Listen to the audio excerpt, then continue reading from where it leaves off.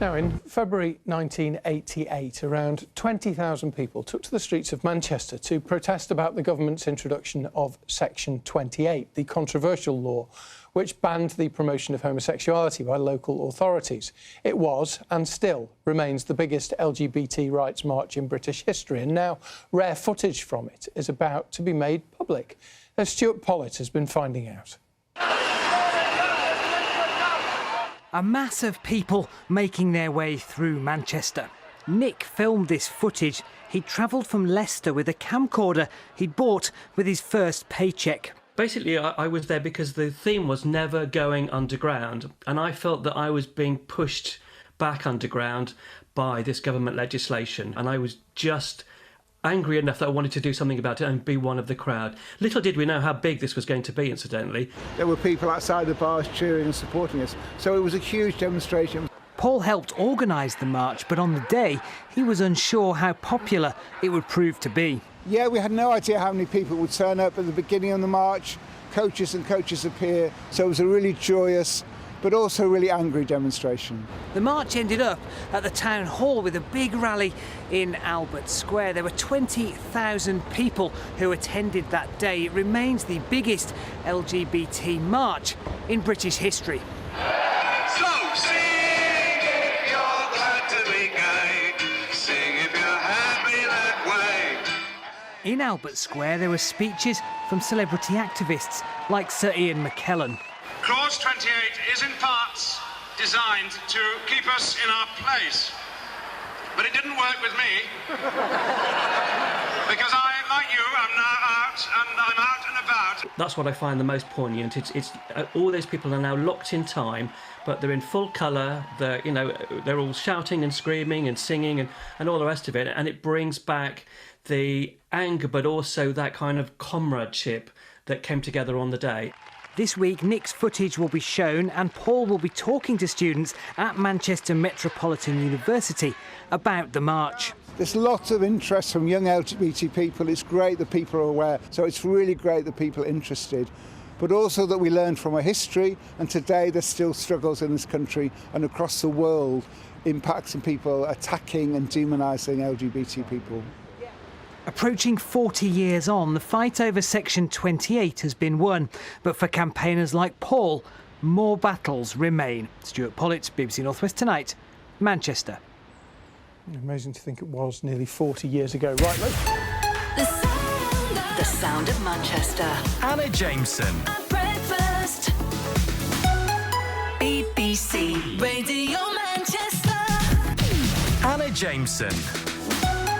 BBC Radio Manchester. But we start the show in this hour, 6 minutes past 8, by going back in time to February 1988. So 36 years ago, around 20,000 people marched through Manchester against the introduction of Section 28.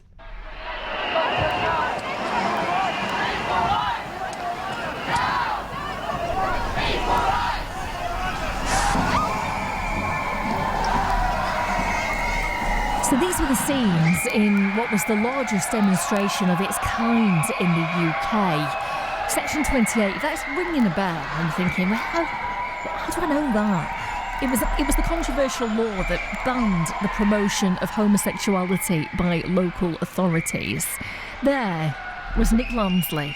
Basically, I was there because the theme was never going underground, and I felt that I was being pushed back underground by this government legislation, and I was just angry enough that I wanted to do something about it and be one of the crowd. Well, Nick managed to capture scenes of the protests on a camcorder that he bought with his first paycheck.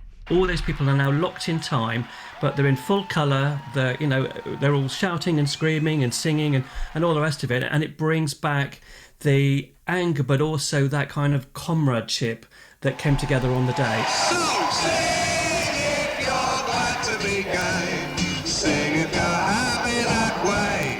Hey, sing if you're glad to be gay, sing if you're happy that way. Well, this is some of the footage that you can hear now captured by Nick. He even managed to film speeches from celebrity activists in Albert Square, like Sir Ian McKellen. Clause 28 is in parts designed to keep us in our place. But it didn't work with me. Because I, like you, am now out, and I'm out and about. Yeah, that's Sir Ian McKellen there, actually coming out on Wednesday for LGBT History Month. The rare footage is going to be screened, showing the city's historic legacy in campaigning for LGBT rights. Delighted to have Nick Lamsley with us now. Nick, I can't believe that you managed to capture this with a camcorder. It's from Absolutely. Your first paycheck. It is. I'd actually been a student at Leicester Polytechnic, which also goes to show how long ago that was. And I graduated in computing in the summer of 1987. And I joined a large supermarket group in the autumn. And yes, I really wanted to get into video making. And so with my first paycheck, I bought this rather expensive and very heavy shoulder-mounted domestic camcorder. And as the time went on, I kept in touch with my friends at Leicester in the Gay Society, the Gay Soc at Leicester Poly. They'd organised a coach to come up to Manchester to join this rally, and said, "Why don't you bring your new camcorder with you, and you could film it just for our own benefit, really," which is exactly what I did.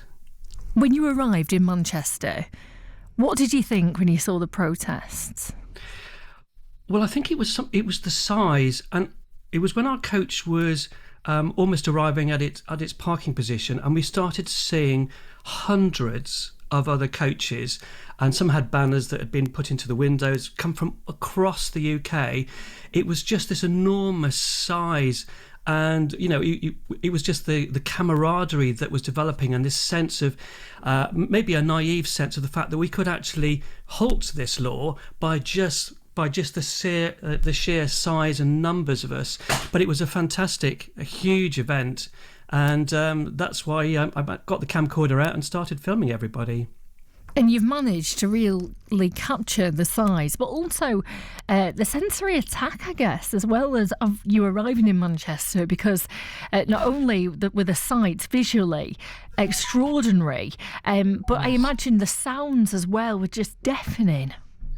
Yes, absolutely. It was the shouting, the screaming, the singing, the sense that if we just brought all our energies together, we could overcome this really, really serious draconian law, which was essentially trying to erase LGBT people, take them out of the schools so nobody could see LGBT people anymore. And really, we felt, if naively, that we could overcome this with our sheer noise and our sheer weight of numbers. Alas, it didn't work until many years later, but we just thought at the time, this is the way that we could do it. What was it like living during that period when Section 28 had been introduced? Well, it was a period where, up until fairly recently, back then in the mid-80s, when I first went to Leicester Polytechnic, I was able to be myself for the first time, to come out to friends, join the Gay Soc, and I just thought this was a fantastic future.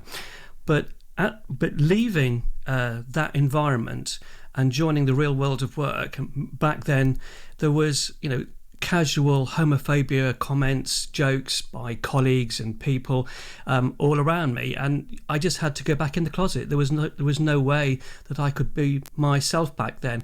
Add to that the fact that AIDS had become a pandemic amongst gay and bisexual men, and that had really chilled any positive sentiment, and the government rode the back of all that negativity, and the Section 28 was partly because of that. It was just this thinking of homosexuality as some sort of pretended family relationship and not for real. And bear in mind, back in then, you could actually lose your job for just being gay. It was a perfectly acceptable reason for being sacked. Again, laws that weren't overcome until the 2000s. So it was it was a little bit of a scary time. And this sense of energy and joy that you see in the film is simply because people are maybe taking a risk, really, but expressing their real selves in a world which did not at that time allow them to do so. So you captured the footage from the protests. When did you decide to turn this into a film? Well, I actually almost did it immediately, and it's a wonder that the thing has survived, because it was a domestic grade camcorder.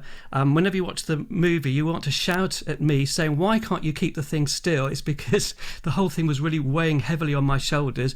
I then edited it onto a VHS machine. Then it got stored somewhere in a loft, and then I managed to get it digitized about 10 years ago onto a computer. And it just so happened that 10 years ago, YouTube allowed longer than 10 or 5 minute videos to be uploaded. So I uploaded that, and that's when suddenly people saw the film for the first time. And about 5-6 years ago, I went up to a celebration in Manchester of 30 years since the march, and I then relinquished my intellectual property on the film, so it went into the public domain. And into I think it was the North East Film Archive, so it can be used by anybody who wants to commemorate the event and celebrate what's happened since. So there is a public screening of the archive at Manchester Metropolitan University this Wednesday, Nick. Yes. But it's going to be available on YouTube, is that right? Is it available now? I did, yes. I actually uploaded it 10 years ago, and that is actually now the master copy of the video. Right.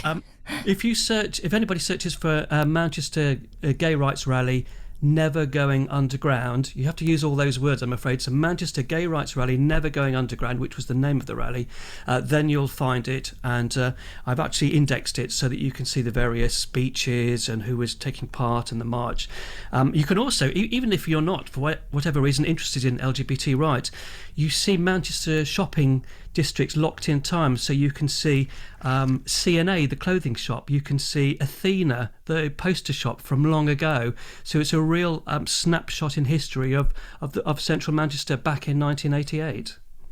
Nick, it's been an absolute joy to chat to you, and thank you for capturing this at the time, and for making it last this long as well, keeping it in the public domain. Thank you so much. Take care. Absolutely. Thank Bye-bye. you, Anna, so much. Thank you. Bye-bye. Nick Lamsley there from Leicester, who actually captured footage of the protests in Manchester during those demonstrations against the legislation introduced by the government of the time for Section 28.